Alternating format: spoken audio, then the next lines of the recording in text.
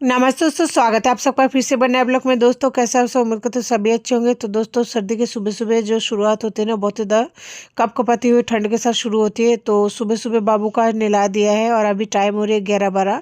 तो ये सुबह के टाइम नहीं कह सकते, दोपहर का टाइम हो रही है। लेकिन आज मुझे जाना था डॉक्टर के पास में सोनू को लेके, लेकिन नहीं जा पाई किसी कारण की वजह से। दोस्तों सोनू का तबीयत आज बहुत ज़्यादा ख़राब हो रही है, हो चुका है, 2-3 दिन हो चुका है। लेकिन मैं थोड़ा आलस्य कर रही थी कि एक बार देखती हूँ कि बच्चा ठीक हो जाता है क्या।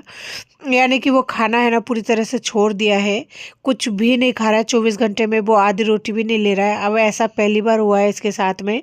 ऐसा क्यों हो रहा है मुझे नहीं पता। और इसका जो सेकंड डोज लगा था ना 13 तारीख को, 10 तारीख को तो पहला लगा था, जो सेकंड डोज लगा था उसके बाद में से इसका खाना बंद हो गया। अब मुझे नहीं पता कि ये कोई इंजेक्शन का रिएक्शन है या फिर नॉर्मली बच्चे के साथ में कुछ और प्रॉब्लम हो चुकी है। मेरी लाइफ में वैसे तो प्रॉब्लम ख़त्म होने वाले में से नहीं है, वैसे एक प्रॉब्लम जाती है तो दूसरी आती है। तो कुत्ता तो कटा हुआ है, अभी इंजेक्शन तो लग ही रहा है, उसका टीका चल ही रहा है और अभी भी 2 टीका बाकी है। लेकिन बच्चे ने पूरी तरह से दूसरा जो टीका लगाया उसके बाद में खाना पीना छोड़ दिया है। अब नहीं समझ पा रही हूँ क्या करे क्या नहीं करे। मेरे पास उल्टी की दवाइयाँ रखी हुई थी, वो मैंने उसे दे दिया दोनों तीनों टाइम, उससे कोई भी फ़र्क नहीं पड़ा। और कब्जी की भी दवाई थी, गैस की भी दवाई थी, मैंने वो भी दे दिया, उससे कोई फ़र्क नहीं पड़ा। सब ने मुझे बोला है कि हो सकता है बच्चों को गैस बन गया हो, तो मेरे पास गैस की दवाई था, मैंने दे दिया था, लेकिन कोई फ़ायदा नहीं हुआ। और कब्जी की भी दवाई जब मैं पिछली बार बाबू हॉस्पिटल में भर्ती हुआ था ना तब दे दिया था उन्होंने, लेकिन उससे भी कोई फ़ायदा नहीं हुआ। दोस्तों मैं आपको बताऊं, सोनू का तबीयत इतना ज़्यादा ख़राब हो चुका है ना, वो खाना खाना छोड़ दिया है, साथ ही उल्टी कर रहा है। जैसे वो मुंह में कोई भी चीज़ लेता है ना तो वो पूरी तरह से, पहली बार तो मुंह में रख ही नहीं पा रहा है। ऐसा मेरे बच्चे के साथ में पहली बार हुआ है और मुझे 101% यकीन है मेरा जो पति है ना वो कुछ ना कुछ, कहीं ना कहीं कुछ ना कुछ कर जरूर रहा होगा, क्योंकि वो चुप रहने वालों में से नहीं है। उसको बहुत ज़्यादा जलन होती है मेरे से, वो भले ही जा चुका है मेरी लाइफ से। कई बार बोलता है फ़ोन करके मैं आ रहा हूँ, कई बार बोलता है मेरे को बच्चा दे दे, कई बार बोलता है बच्चे को आना ताला में डाल देता है, कई बार बोलता है बच्चे को तो किसी को दे दे। मतलब वो खुद ही डिसाइड नहीं कर पा रहा है कि ना वो क्या करे क्या नहीं करे। वो घर पे रहता वो तब भी ऐसे करता, क्योंकि वो ऐसे बोल के जाता ड्यूटी जा रहा हूँ, तो वो ड्यूटी चले जाता, लेकिन आता नहीं रात को। और एक रात नहीं, वो ऐसे 10-15 रात तक है ना इसी तरह बाहर रह जाता उस औरत के साथ में। और जब मुझे पता लग गया था तो फिर मैंने भी कहना छोड़ दिया था कि है ना तू चाहे आए चाहे मत आए, मुझे तो बस अपने बच्चों को लेकर बच्चों के साथ रहना है, तू चाहे कुछ भी करे। तो दोस्तों इस तरह से है ना, और मुझे बहुत ज़्यादा शक हो रहा है उसके ऊपर, क्योंकि उसका जो एक जीजाजी है ना वो बहुत ही ज़्यादा इन सब चीज़ों में मतलब पड़ा हुआ है। और ये बातें मुझे उसने खुद ने बताया है कि वो लोग क्या करता है, शाड़ा पोपा आप लोग जानते होंगे, जो भी जादू टोना वगैरह करते हैं ना उनके पास में जाता है। उसका एक जो जीजाजी है वो बहुत ही ज़्यादा उन सब चीज़ों में माहिर है। उनका जीजाजी क्या कई बार है ना जाते रहते थे इस तरह के शाना पोपा के पास में, यानी तांत्रिक वगैरह जो बोलते हैं ना उनके पास में। अब मैं भले ही बंगाल से हूँ लेकिन मुझे इन सब की चीज़ों में है ना कोई भी नॉलेज वगैरह नहीं है। इनकी बहन भी कई बार मुझे फ़ोन करते थे ना तो इस तरह बोलते थे तू तो बंगाल की है, तेरे को काला जादू वगैरह आता होगा। लेकिन ये ज़रूरी नहीं है कि कोई इंसान कहीं का है तो उनको कोई भी चीज़ आता होगा, लेकिन लोगों का सोच हो जाता है। अब आजकल तो मेरी उनसे बातें नहीं होती, लेकिन जब पहले मेरे पति मेरे साथ में थे ना इस तरह से मुझे ताना सुनने को मिल जाता था। और उनका जो जीजाजी है ना वो ऐसा कुछ करता रहता है बीच बीच में। वैसे तो मैं इन चीज़ों को मानती नहीं हूँ, लेकिन बच्चा मेरा लगातार इस तरह से बीमार बढ़ती जा रही है बढ़ती जा रही है, कभी सही नहीं हो पा रहा है। जब मेरा बच्चा इस तरह से बहुत ज़्यादा बीमार रहता है ना तो फिर मेरा शक वहीं पे जाता है, क्योंकि मेरा पति सही नहीं है। जब वो चला गया था ना यहाँ से जाने के बाद में मुझे एक बार फ़ोन करके बोला था कि पितृ मिलन कराना चाहता हूँ। अभी जो भी लोग राजस्थान का है उनको पता होगा पितृ मिलन का मतलब क्या होती है। और मेरी बेटी ख़त्म हुए 2-3 साल हो चुका था, उसके बाद में उस बंदे ने इस तरह से बोला था कि ना मैं पितृ मिलन करना चाहता हूँ। अभी इस बात का मतलब वही लोग समझ सकते हैं जो लोग राजस्थान का है, तो ऐसा घिनौना काम नहीं करना चाहिए कभी किसी को। उन्होंने मुझे बोला था कि मैं तभी घर वापस आऊँगा अगर तू पितृ मिलन कराएगी तो, लेकिन मैंने उनको इस बात के लिए परमिशन नहीं दिया था, इसी वजह से वो वापस नहीं लौटे थे। वापस लौटे थे तब जब उन्होंने शादी कर लिया था, उनको घर से कुछ डॉक्यूमेंट वगैरह ले जाना था, जो भी अपना मार्कशीट वगैरह है या जो भी सामान है, इसी वजह से फिर वापस आया था। वरना उनका आने का कोई इरादा नहीं था, बस आए थे अपना सामान लिए थे और बैग उठा के चल दिए, बोला मैंने शादी कर लिया है मैं जा रहा हूँ। तो ऐसे इंसानों के प्रति है ना एक नेगेटिव सोच आ जाती है ना चाहते हुए भी, जब बच्चा पूरी तरह से ठीक नहीं हो पाता है। अभी भी मैं हॉस्पिटल से निकली थी जिसमें सोनू को कुत्ते ने काटा है, ऊपर से उसका जो हालत है ना, 2 दिन से खाना 3 दिन से बंद हो चुका है पूरी तरह से। बच्चा एक रोटी की एक चौथाई रोटी भी नहीं खा रहा है और बहुत ज़्यादा वोमिटिंग हो रही है।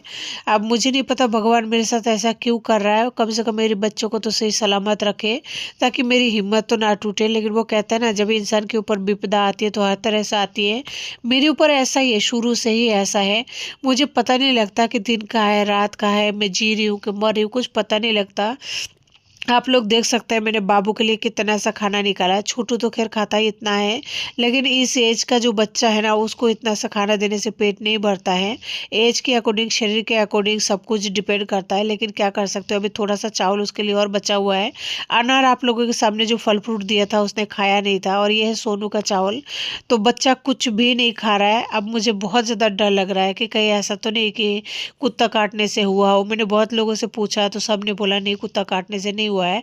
डॉक्टर से भी मैंने पूछा है। देखिए, छोटू को सोनू को दोनों को साथ में खाना दिया है। मैं कुछ भी नहीं बोल रही थी, वहीं पे खड़ी थी। और देखिए, छोटू थोड़ा बहुत जो भी चाटता है, बच्चा है वो भी, तो वो अपना खुद से चाट रहा है। और यहाँ पे सोनू देखिए किस तरह लेके बैठा हुआ है, क्योंकि उसे उल्टी का सा मन कर रहा है खाना देखकर। अब इस उम्र के बच्चे है ना, खाते हैं। देखिए, बच्चा खाना खाता है, इंसान है, खाएंगे। लेकिन देखिए, वो जैसे मुंह में थोड़ा सा 2 दाना लिए तो उसका रिएक्शन देख सकते हैं आप लोग कैसा हो रहा है। अब ऐसा क्यों हो रहा है मुझे नहीं पता। अगर आप लोगों को जरा सा भी आइडिया है ना, तो आप लोगों से हाथ जोड़कर मैं विनती करती हूँ कि मेरी बच्चे को अपना बच्चा समझकर कोई ना कोई ज़रूर सलाह दे दे, क्योंकि मेरे से नहीं हो रहा है और बर्दाश्त बिल्कुल नहीं हो रही है। ऐसी बात नहीं है कि मैं खाना नहीं बनाती हूँ, आप लोग देखते होंगे मैं तरह तरह के खाना बनाती हूँ। अभी देखिए, बच्चों के लिए ये अंडा करी मैंने बनाया है, और धनिया की चटनी है, और ये कल की रखी हुई सब्जी है, जो तो मैं सोनू को हरगिज़ नहीं दूंगी, छोटू को भले ही दे दूंगी। भले ही छोटू मेरे साथ खा लेगा, लेकिन सोनू को किसी भी हालत में नहीं दूंगी। सोनू के लिए हर खाना में गरम गरम परोस देती हूँ, भले ही मैं सोनू को मतलब कितना ही परेशान होना पड़ा मुझे, चाहे कितना ही तकलीफ उठानी पड़े, लेकिन सोनू को मैं नहीं देती हूँ, क्योंकि उसका तबीयत बहुत ज़्यादा ख़राब रहती है। और ये है मेरा खाना, जो कि रात का चावल है। सारे दिन निकल गया है, खाने का इच्छा नहीं था, क्योंकि बच्चे का तबीयत बहुत ज़्यादा सीरियस हो चुका है। तो हरा धनिया की चटनी है, मैंने यहाँ पे हरा धनिया की चटनी ले लेनी है थोड़ी सी, और थोड़ी सी सब्जी रात की जो है वो ले लूँगी, और थोड़ा सा कढ़ाई में से ले लूँगी, तो बहुत ज़्यादा हो जाएगा। इससे ज़्यादा फिर चाहिएगा भी नहीं। दोस्तों, मैं अपने बच्चे के लिए बहुत ज़्यादा कर रही हूँ, कर करके मैं सुबह शाम रात दिन एक कर रही हूँ। अगर मैं दूसरे का काम करूँगी तो बच्चे को कब संभालूंगी, कैसे क्या करूँगी। लेकिन मुझे इस तरह मौत के मुंह में छोड़ दिया उस इंसान ने कि तेरे को जो जी में आए तू करते रह, तेरी जो इच्छा हो करते रह, कि मुझे कोई फ़र्क नहीं पड़ता। तो भगवान भी नहीं है इस धरती पर, वो देखता नहीं है। अगर वो देखता ना, कम से कम मेरे बच्चे का तबीयत ठीक रखता। मैं उनसे और किसी चीज़ का उम्मीद नहीं करती हूँ, बस मैं बच्चों को थोड़ा सा बड़ा करना चाहती हूँ। उसके बाद में इस धरती पर रहने का मन किसका है, इस धरती पर क्या करोगे रह के, मेरा बिल्कुल इच्छा नहीं है। मेरे घर का हालत देख सकते हैं, जिनको भी जो कहना है वो कह सकते हैं, क्योंकि मेरे लिए इस टाइम सरवाइव करना बहुत ज़्यादा कठिन हो चुकी है। बच्चा कल शाम को उल्टी कर चुका था 6 बजे, रात की 2 बजे उल्टी किया है, सुबह की 4:30 बजे उल्टी कर चुका था। मैं फिर भी नहीं लेके गई, क्योंकि मेरा कोई इमरजेंसी काम हो गया था, जहाँ मैं बच्चे को लेकर हॉस्पिटल नहीं जा पाई थी। हर दिन एक जैसा नहीं हो पाता है, तो इस वजह से बच्चा घर पर है। सुबह से बच्चा मेरा भूखा है, थोड़ा सा चावल दिया है वो भी नहीं खा रहा है, बैठा है। फिर मैंने सोचा कि पहले मैं खा लेती हूँ, नहीं तो अगर मेरी तबीयत ठीक नहीं रहेगी ना, बच्चों को कैसे संभालूंगी। खुद का ध्यान रखना जरूरी है। इसी वजह से अभी शाम ढल चुका है, तब जाके खाना खा रही हूँ, क्या करूँ। और छोटू वहाँ पे कार्टून देख रहा है, थोड़ा थोड़ा खाया जा रहा है। कार्टून में देती नहीं हूँ, फ़ोन चला के देती नहीं हूँ खाते टाइम, लेकिन दे दिया है थोड़ा सा सोनू खाना खा ले। लेकिन मेरा बच्चा ने एक भी चम्मच उठा के खाना नहीं खाया। पता नहीं किसकी नज़र लगी है, किसी की नज़र नहीं लगी मेरे बच्चे को। उसका बाप का नज़र लगी है, उसका मनुष्य का नज़र लगी है, उनकी घर में जितने औरतों का बेटा नहीं है उनकी नज़र लगी है, उनके घर में जिन औरतों का बच्चा नहीं हुआ है ना, उनकी नज़र लगी है। चाहे किनकी भी नज़र लगे, मैं अपने बच्चे को आखिरी सांस तक सींचती रहूँगी, चाहे कितनी भी कठिनाई ना आ जाए। चाहे मुझे एक कपड़े में ज़िंदगी गुजारना पड़े, या फिर भीख मांग के खाना पड़े, या फिर कुछ गलती क्यों ना करना पड़े, मैं कभी अपने बच्चे को किसी को नहीं दूंगी, चाहे मुझे कितना तकलीफ उठानी पड़े। मुझे पता है इस वक्त मुझ पर क्या बीत रही है, क्योंकि मेरे बच्चे का तबीयत वापस से सीरियस हो चुका है, और हॉस्पिटल पहुँचने पर पता नहीं क्या जवाब देंगे, पता नहीं कौन सा जाँच होगा, होगा, कौन सा क्या होगा। उसके साथ में छोटू को लेकर मैं घूमती रहूँगी। उस बेचारा का इतना बड़ा तकलीफ है, इतना बड़ा मतलब क्या मैं बोल नहीं सकती, लेकिन जो भी लोग मेरे पुराने ऑडियंस है ना उनको पता है छोटू को क्या तकलीफ है। उस बेचारों को लेकर घूमती रहूँगी, जबकि उससे ना चला नहीं जाता है, बैठा नहीं जाता, उठा नहीं जाता है। तो छोटू यहाँ पे खा रहा है, 2-4 चम्मच उसने खाया है, ठीक ठाक खाया है। अभी मैं बाद में खिला दूंगी उसको। लेकिन देखिए सोनू यहाँ पर 1 चम्मच भी खाना नहीं उठाया है बच्चा ने। मेरे कलेजा फटा जाता है। एक बाप महीने में लाखों कमाता है, लेकिन बच्चे के लिए दवाई के पैसा नहीं है। और देखिए ये है सोनू का चॉकलेट, मैंने उसे दिया था, बोला तो बेटा तो खा लेना, लेकिन बंदे ने हाथ नहीं लगाया, एक बच्चा होकर चॉकलेट नहीं खाया। समझ सकते हैं कि क्या हालत हो रही है इस बच्चे का। उस मनहूस को जरा से भी दया नहीं आता, कम से कम बच्चों को ज़्यादा नहीं, दवाई का पैसा वो भी मैं हाथ में नहीं मांगती हूँ। मैं इसको ये कहती हूँ तू है ना दवाई का पैसा मैं पर्ची भेज देती हूँ, तो दवाई वैसे खरीद के दे देना। एक औरत अगर घर के सामान बेचे, गहना वगैरह बेचे तो कितना बेचे, कितना क्या करे। इस धरती पे कोई धर्म नहीं है, कोई इंसान नहीं रह गया। इंसानों से डर लगता है, इंसान नाम से डर लगता है। देख सकते हैं बच्चा कैसे हरकतें कर रहा है, उल्टी जैसा कर रहा है ना। ये जैसे खाना खाया था तो इसने उल्टी कर दिया था, इसने कुछ भी खाना नहीं खाया था। दुख इस बात का है कि बच्चे के लिए मैं हर तरह से खाना बनाती हूँ, लेकिन उसके बावजूद भी ना मेरा बच्चा सही नहीं रहता है। समझ नहीं आता है अपने आप को कैसे तसल्ली दूँ कि क्या करूँ, कुछ नहीं समझ पाती हूँ। देख सकते कितना सा खाना दिया था आप लोगों के सामने, वैसे के वैसे खाना रखा हुआ है। ऐसा कर्म फूटा हूँ मैं जहाँ पर मेरे बच्चों को मैं कभी सही नहीं रख पाती हूँ। पता है उस बंदे ने, यानी उनके जो कास्ट है ना, उनके कास्ट में राती योगा होती है। तो जब मेरा बच्चा हुआ था, एक बार बीमार पड़ा था, वो जब रहा था मेरे साथ में, होने के बाद में उसने बोला था मैं राती योगा कराऊंगा। उस बंदे ने राती योगा नहीं कराया। उस बंदे ने बोला था हमारी मनसा माता में बच्चे को ले जाके मतलब पैर छुआया जाता है या जो भी है धोख दिलाई जाती है, जो भी उनका कल्चर होता है। बंदे ने नहीं दिलाया था। बंदे ने, उनकी जाति में ऐसा होता है ठेकरी दिलाई जाती है, ठेकरी दिलाई जाती है, जात दिलाई जाती है। लेकिन इस बंदे ने ना तो जात दिलाया था ना ही ठेकरी दिलाया था। मैंने बोला था मैं मनसा माता की बच्चे को ले जाके वहाँ पे हाथ जुड़ा के ले आओ, आप मुझे एड्रेस दो। कहता है तू वहाँ जाके क्या करेगी। मतलब वो बंदा मुझसे क्लियर तरीके से, मैं अगर करना चाहूँ तो भी वो बंदा सहमत नहीं है। और मेरा बच्चा यह तरफ तरफ के कितनी बुरी स्थिति में होती है ना, मेरा कलेजा 24 घंटा फटा जाता है। और ऐसी हालत में अगर कोई आके मुझे गलत कमेंट कर जाता है ना, मैं टूट जाती हूँ दोस्तों। ऐसा लगता है कि क्या बताऊँ कि कैसा लगता है। अभी कल की ही बात है, एक कमेंट आया मुझसे, एक औरत ने कहा, यानी उसका भी ब्लॉगिंग चैनल है, मुझसे कहा कि है ना आपको पैसे की ज़रूरत है। तो मुझे बहुत दुख हुआ, मन ही मन कहती हूँ कि हाँ मुझे पैसों की ज़रूरत है, क्योंकि मुझे बहुत ज़्यादा ज़रूरत है। मेरे साथ जो तकलीफें है ना, मेरे साथ मेरे पति ने जो किया है, जो मेरी माँ ने किया है ना, सहनीय नहीं है, बहुत ही असहनीय है। भगवान ना करे किसी जन्म में मुझे ये माँ मिले जो माँ मुझे जन्म दी है, ना बाप मिले, ना ही बहन मिले, ना ही मेरे पति जैसा। अगर संसार में वो एक पीस भी होगा ना, एक पीस पूरे संसार में अगर एक पीस होगा ना, तो भी अगर वो मुझे मिलने वाला होगा तो भी वो मुझे ना मिले। ऐसे लोगों से भगवान बचाए। मैं हमेशा आप लोगों से एक ही बात कहती हूँ कि मैं नहीं टूटती हूँ, मैं नहीं टूटती हूँ, मैं टूटने वाले में से नहीं हूँ। लेकिन मेरा बच्चा जब बीमार पड़ जाता है ना, मैं बहुत बुरी तरह से टूट जाती हूँ। मेरी सोनू की हालत बहुत ज़्यादा खराब है, बहुत ज़्यादा खराब है। एक औरत हॉस्पिटल का खर्चा इतना ज़्यादा कहाँ से उठाएगी। उस बंदे को इतना सा दया नहीं आता कि बच्चे का दवाई का पैसा तो दे दूं।